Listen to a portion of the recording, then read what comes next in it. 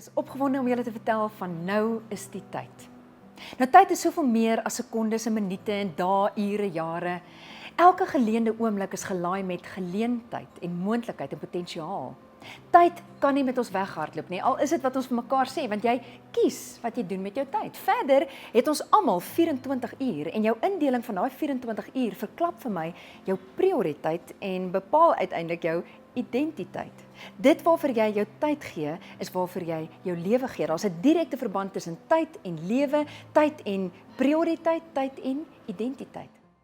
Jesus nooi ons vir 'n leeftyd van intimiteit en is hy wat vir ons 'n besef gee van die verganklikheid van tyd en dit gee vir my 'n dringendheid om tydig en ontydig die goeie nuus van wie Jesus is te deel. Nou is die tyd. Gryp elke oomblik aan.